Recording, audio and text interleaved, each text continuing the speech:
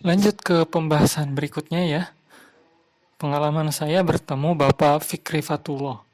Nah, saya bertemu beliau tahun 2016 di sebuah katakanlah mini workshop. Nah, dulu tuh beliau sudah punya kirim email. Saya lupa nama judul workshopnya, tapi yang saya ingat itu topiknya seputar email automation.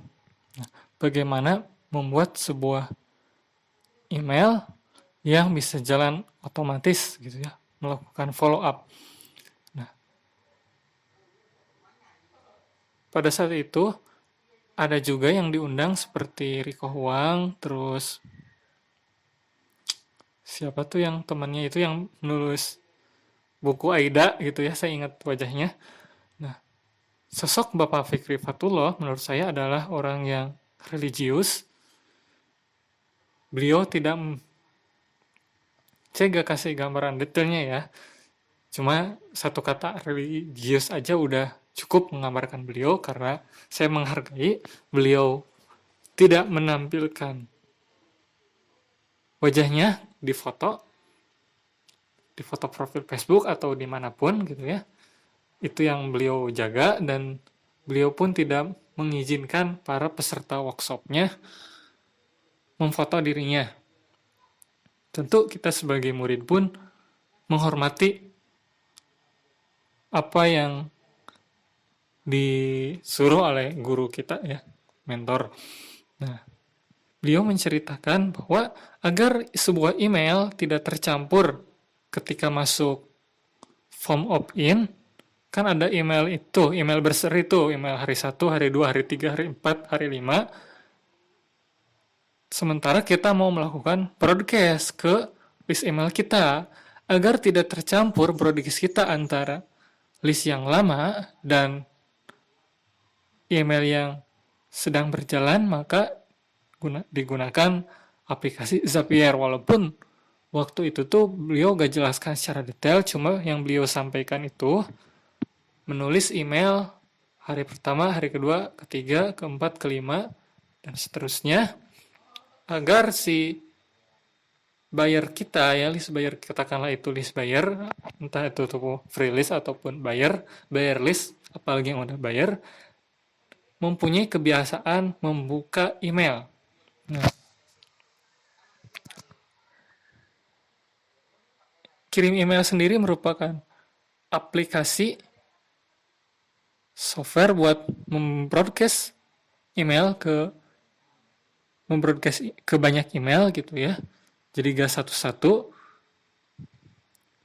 sehingga informasi kita, jualan kita dibaca oleh customer kita ataupun calon pembeli kita. Nah, bicara tentang email, memang ada katakanlah mastah gitu ya, ataupun orang-orang hebat di paid traffic, ada yang sudah percaya, ada juga yang tidak mempercayainya. Tapi beliau meyakini bahwa email sesuatu yang abadi, tidak tergerus oleh algoritma. Walaupun algoritma email marketing itu sendiri yang diterapkan Google ada perubahan dulu dan sekarang tuh. Sekarang ada tab primer, sosial dan promosi. Kalau dulu cuma primer doang, khususnya di Gmail ya. Nah, dan harus syarat untuk bisa melakukan broadcast itu menggunakan email domain. Hanya sebatas itu perubahan yang terjadi di ranah email marketing. Walaupun ada bahasan-bahasan detail lainnya, seperti gak boleh ada kata dolar ataupun sesuatu yang hard banget lah. Tapi tentunya gak separah di paid traffic seperti Facebook Ads gitu ya. Pak Fikri Fatullah itu sendiri punya pengalaman dulu sempat diblokir sama penyedia layanan kalau tidak salah ya. Kalau tidak salah, cuma saya gak mau nyebut merek ya, takut UU ITE.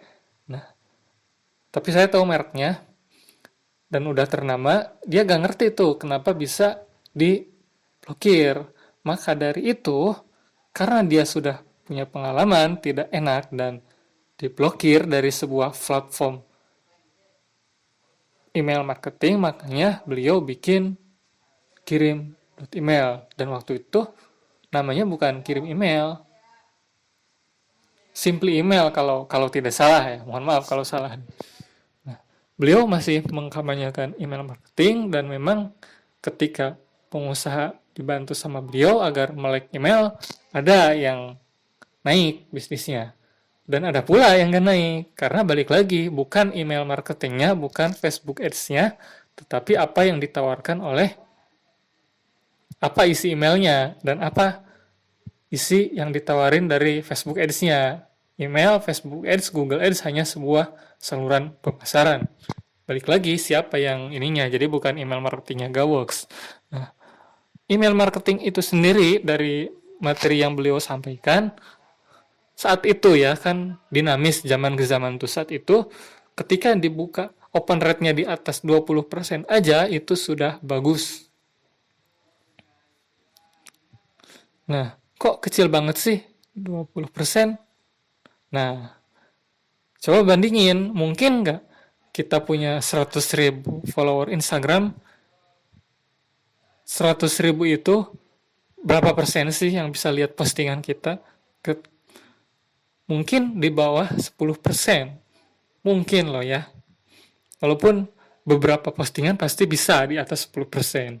Cuma biasanya dalam kategori normal di bawah 10%. Setahu saya ya, mohon maaf ya, setahu saya karena saya sendiri pengguna paid traffic. Dengan email marketing, beliau tahu kendala-kendala pengusaha, makanya beliau bikin software email marketing.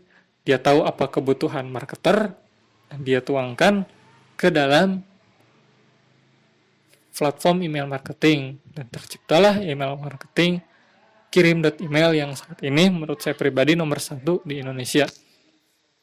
Nanti kita bahas lagi bahasan tentang email marketing ya. Segini dulu bahasan dari saya tentang pengalaman bertemu beliau. Dia orang religius dan pantas dijadikan guru bisnis online. Terima kasih.